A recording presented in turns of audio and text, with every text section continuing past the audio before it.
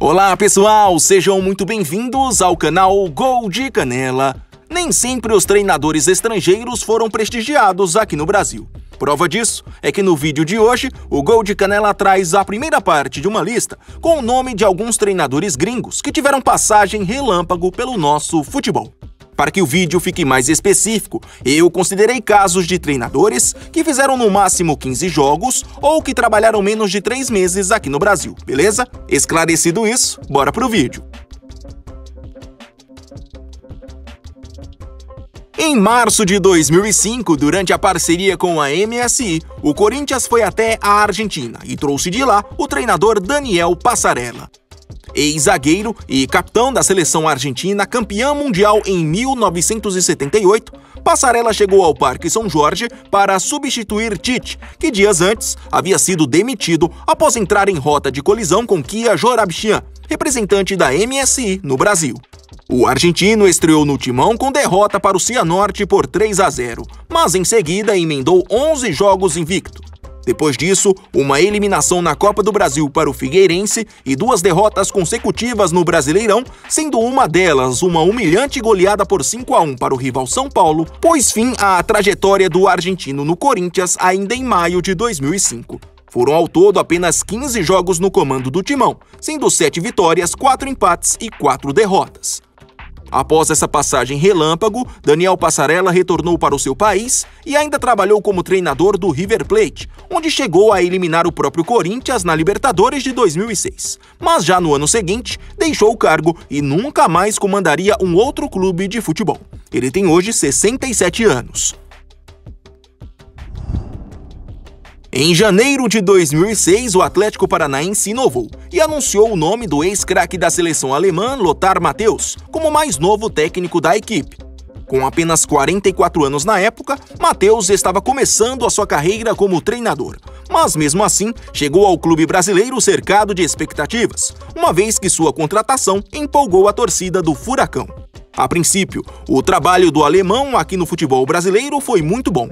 Em 8 jogos no comando do Atlético Paranaense, conseguiu 6 vitórias e 2 empates. Porém, exatamente no dia 7 de março daquele ano, ele simplesmente desistiu do projeto e retornou para a Alemanha. Na época, o que foi divulgado na imprensa foi que Lothar Matthäus havia tomado essa decisão a pedido da esposa, que estava com ciúmes do marido aqui no Brasil. Anos depois, o próprio afirmou em uma entrevista ao site Globo Esporte que deixou o clube brasileiro justamente por problemas familiares. Depois do Atlético, o alemão passou pelo comando do Red Bull Salzburg da Áustria, do Maccabi Netanya de Israel e da seleção da Bulgária, mas desde 2011 não trabalha mais como treinador. Atualmente é comentarista de uma TV alemã. Pulamos agora para o ano de 2014. Em janeiro daquele ano, o Atlético Paranaense foi ao mercado em busca de um treinador para substituir Wagner Mancini e acabou contratando o espanhol Miguel Ángel Portugal. Com 58 anos na época, Portugal chamou a atenção dos dirigentes do Furacão após um ótimo trabalho no Bolívar, da Bolívia, mas no futebol brasileiro, infelizmente, não conseguiu introduzir o seu trabalho.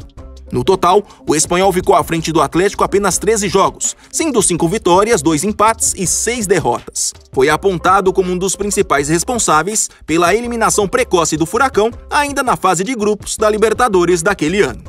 Depois dessa experiência nada agradável aqui no Brasil, o treinador passou a comandar alguns clubes da Espanha, Argélia, Índia e mais uma vez Bolívia, mas nunca mais conseguiu apresentar bons resultados.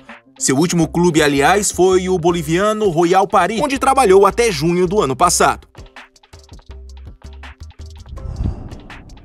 Ainda em 2014, outro técnico gringo teve uma passagem bem rápida aqui no futebol brasileiro.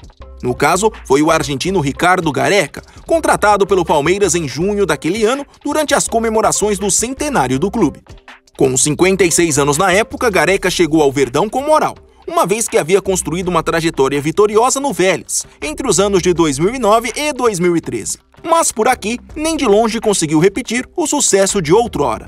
Apesar de ter indicado a contratação de alguns reforços, entre eles os argentinos Mouchi, Alione, Cristaldo e Tóbio, o treinador sofreu com a irregularidade do elenco palmeirense na época e acabou sendo demitido com menos de 3 meses de trabalho.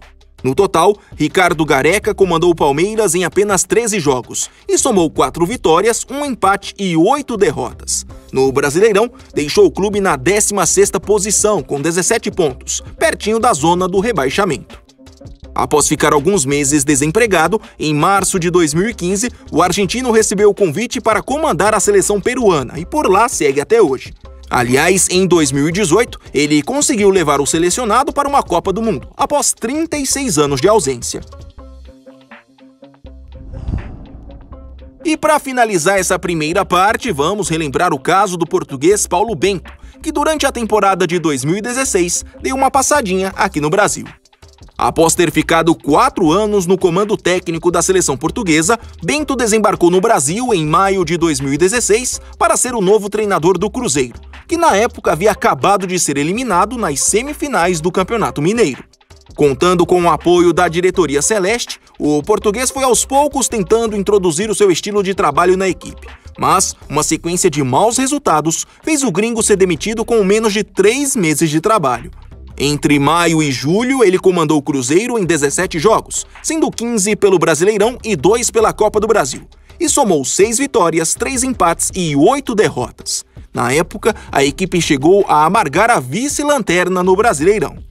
2 meses depois de ser dispensado pelo Cruzeiro, Paulo Bento acertou com o Olympiacos da Grécia. Depois, teve uma rápida passagem pelo futebol chinês e, em agosto de 2018, aceitou o convite para comandar a seleção sul-coreana, onde tem contrato até 2022. Ele tem hoje 51 anos.